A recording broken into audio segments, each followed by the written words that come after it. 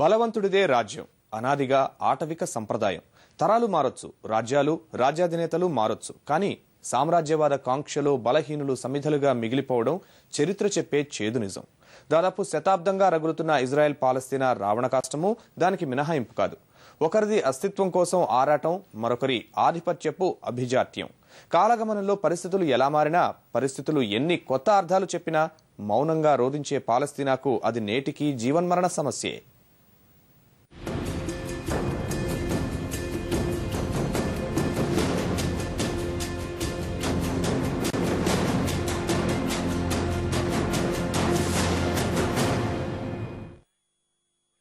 Itself from hostile invasions and terror. Israel is a small state surrounded by Arab countries 650 times its size, some of which are large bases of global terror.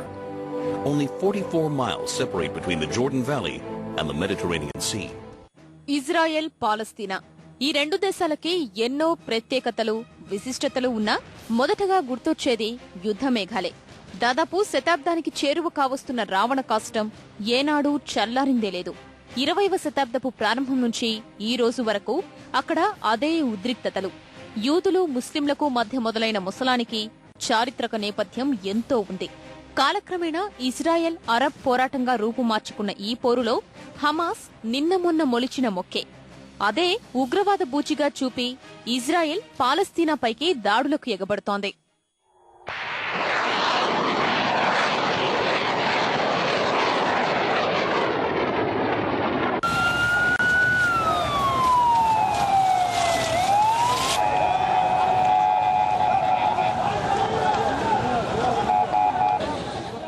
దశాబ్దాల తరబడి పరిష్కారం కాని సరిహద్దు వివాదాలు, భద్రత, నీటి హక్కులు, జెరూసలేంపై నియంత్రణ, ఇజ్రాయెల్ ఆక్రమిత ప్రాంతాలు ఖాళీ, పాలస్తీనీయుల స్వతంత్ర పోరాటం వంటి ఎన్నో అంశాలు ఈ సమస్యలో మిళితమై ఉన్నాయి. దీనికి పూర్వాంగం తెలియాలంటే 1948లో ఇజ్రాయెల్ దేశం ఏర్పాటు జరిగినప్పట్నుంచి పరిణామాలు ఒక్కొక్కటే జాగ్రత్తగా పరిశీలించారు.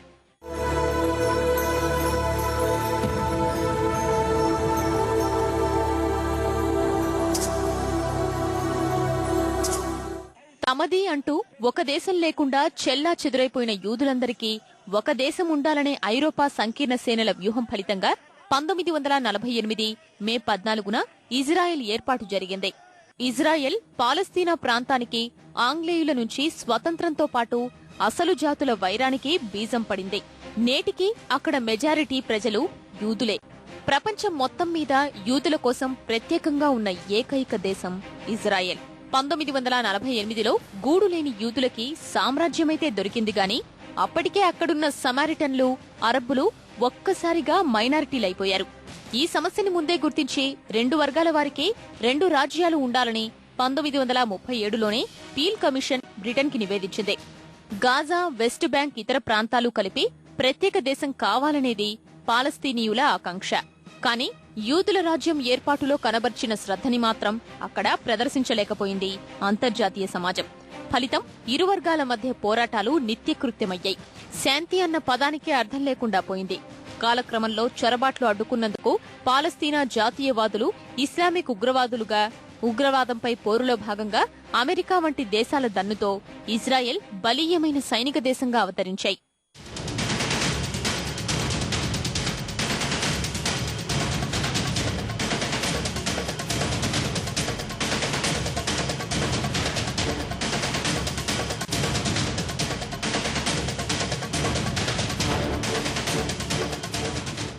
ఈ క్రమంలో చోటు చేసుకున్న 1993 ఓస్లో ఒడంబడిక ఓ మైలురాయి. ఇజ్రాయెల్ ప్రధాని ఇత్జక్ రాబిన్, పాలస్తీనా లిబరేషన్ ఆర్గనైజేషన్ నాయకుడు యాసర్ అరాఫత్ మధ్య జరిగిన అవగాహన ఇది. ఇజ్రాయెల్ సరిహద్దుల నుంచి క్రమంగా వైదొలిగి శాంతి కోసం పాలస్తీనాకి సంపూర్ణ అధికారాల బదలాయింపు దాని కీలక నిబంధన. కానీ రాబిన్ హత్యోదంతంతో కథ మళ్లీ మొదటికొచ్చింది. తరువాత 2000లో ఇజ్రాయెల్ ప్రధాని యహూద్ బరాక్, అరాఫత్ సంప్రదింపులు ఎలాంటి ఫలితం ఇవ్వకుండా ముగిశాయి. 2001 తాబా సమ్మిట్ తరువాత యూరోపియన్ యూనియన్ చేసిన ప్రయత్నాలేవీ ఇజ్రాయెల్ని ఒకదారికి తేలేకపోయాయి. కనీసం పాలస్తీనాలో వారు ఆక్రమించుకున్న ప్రాంతాల్ని కూడా ఖాళీ చేయించలేకపోయాయి. 2004లో అరాఫత్ ఆకస్మిక మరణంతో శాంతి చర్చలు దాదాపు అటకెక్కిపోయాయి. ఈ విషయంపై ఇటీవలే ఇజ్రాయెల్ ప్రధానమంత్రి బెంజమిన్ నెతన్యాహు అమెరికన్ కాంగ్రెస్ లో మాట్లాడుతూ 2 రాజ్యాల పరిష్కారానికి సూత్రప్రాయంగా సిద్ధమే అని, పాలస్తీనా నాయకుడు మహమ్మద్ అబ్బాస్ తో చర్చలకి సిద్ధమని ఉదారత చాటుకున్నాడు.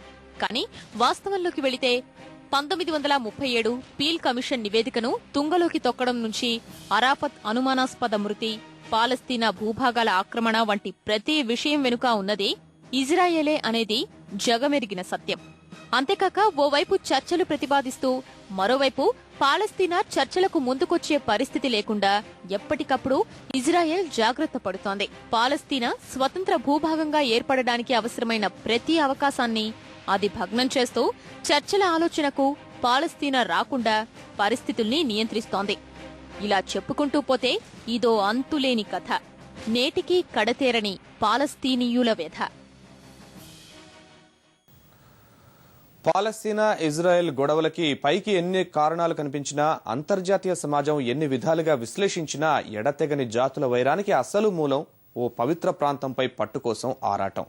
20 లక్షల జనాభాతో ఇజ్రాయెల్ రాజధాని టెల్ అవీవ్ కి 40 కిలోమీటర్ల దూరంలోని ఆ పట్టణం పేరు జెరూసలేం. ప్రపంచంలోని అతి ప్రాచీన నగరాల్లో ఒకటైన దాని విశిష్టతే వివాదానికి కారణభూతం అయింది.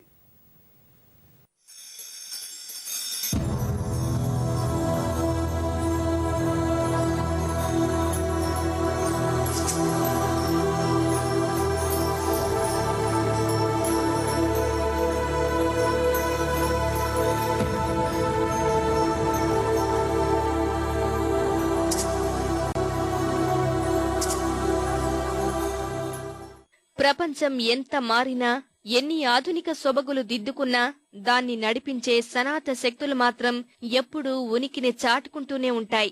నమ్మకాలు, విశ్వాసాలు, మనోభావాల పేరిట మానవ సమాజంపై చెరగని ముద్ర వేస్తూనే ఉంటాయి. మతం, కులం, వర్గం, పేరు ఏదైతేనేం వాటి బాహుబంధాల్లో చిక్కిన జనం బయటికి పడటం దాదాపు అసాధ్యం. పాలస్తీనా ఇజ్రాయెల్ వైరం మూల కారణం అదే. ప్రపంచంలోని అతి ప్రాచీన నగరాల్లో జెరూసలేం 3 మతాలకు అత్యంత పవిత్రమైన ప్రదేశం. ప్రపంచ చరిత్ర, రాజకీయ విప్లవాలు, ఎత్తుగడలను జెరూసలేం ప్రభావితం చేసినంతగా మరే నగరం ప్రభావితం చేయలేదు. అందుకు తగ్గట్టే జెరూసలేం నగరం ఒక అందమైన స్వప్నం, భిన్న మతాలు, సంస్కృతుల సమ్మేళనం.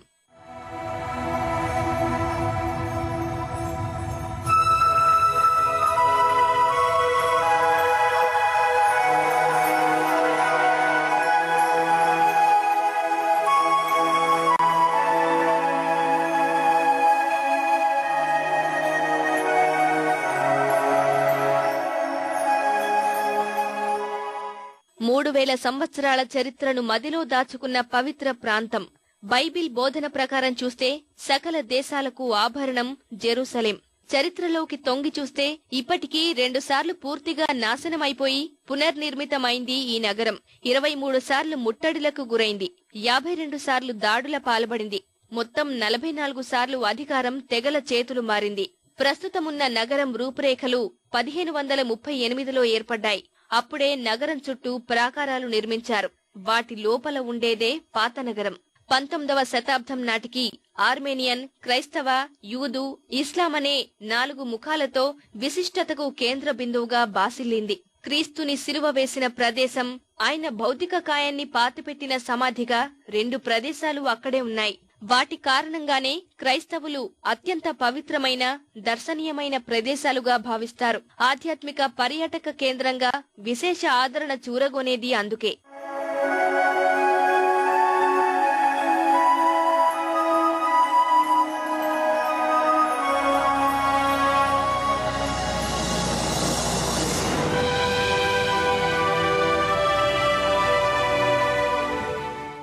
మధ్యధర, మృత సముద్రం మధ్యనున్న ఈ పవిత్ర భూమి 1948 తర్వాత తీవ్ర ఉద్రిక్తతలకు కేంద్ర బిందువుగా మారింది.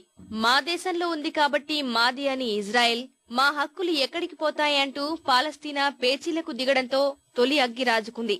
అప్పట్నుంచి ప్రపంచ గమనంలో నిత్యం ఏదో రూపంలో జెరూసలేం వార్తల్లో నిలుస్తూనే ఉంది. ముఖ్యంగా ఏటా క్రిస్మస్ నెలలు వచ్చేసరికి అక్కడి నుంచి యుద్ధ వార్తలు వెలువడుతుండడం పరిపాటిగా మారింది. నిజానికి యూదు ముస్లిం తెగల ఆవిర్భావానికి మూలం కూడా ఒకటే. దానికి తగ్గట్టే అంతా మొదట్లో జెరూసలేం వైపు తిరిగి ప్రార్థనలు చేసేవారు.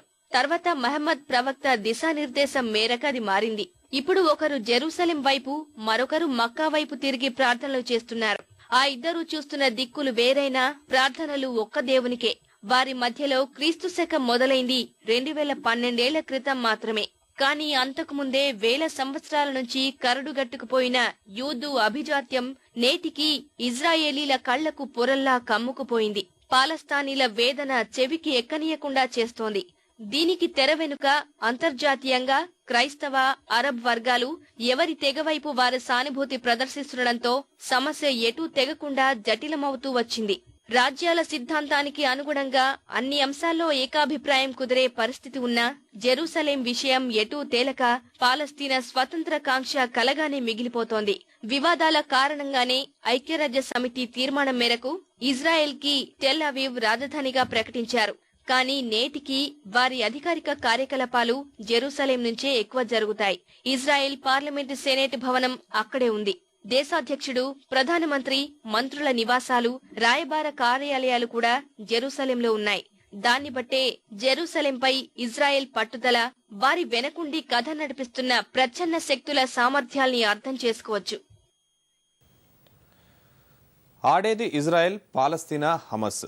మరి వారిని నడిపిస్తున్న తెర వెనుక చోదక శక్తులు ఎవరు? ఆ వివరాలు చిన్న విరామం తర్వాత చూద్దాం.